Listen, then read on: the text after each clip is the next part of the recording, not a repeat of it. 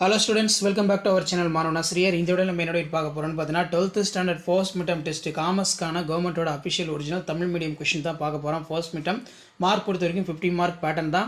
1 mark பொறுத்த வரைக்கும் ஒரு 10 1 மார்க் கொடுத்திருக்காங்க. 1 மார்க் பொறுத்த வரைக்கும் as usual புக் பேக் நல்லா தரவா படிச்சு வச்சுக்கோங்க. சோ இதுல என்ன 2 மார்க் 3 மார்க் கம்பல்சரி 5 மார்க் கேட்டுக்கான்னு பார்க்கலாம். சோ 17வது क्वेश्चन கம்பல்சரி.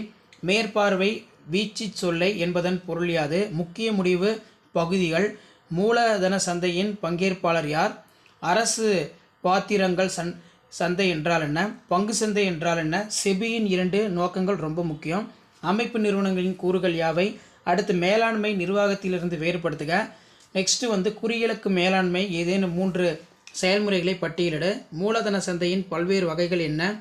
கருவூல ரசீதின் வகைகளை வரி. புறத்தோட்டமற்ற பாத்திர கணக்கிற்கு தேவைப்படும் ஆவணங்கள். காலை மற்றும் கரடி விளக்குக ரொம்ப ரொம்ப முக்கியம்.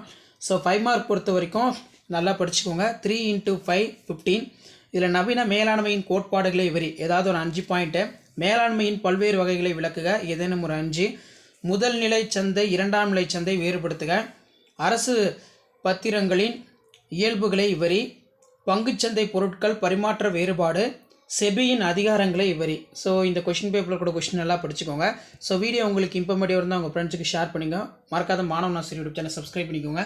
ஸோ இதான் 12th standard commerce post midterm டெஸ்ட்டுக்கான கவர்மெண்ட்டோட official original Tamil medium question paper. Thank you.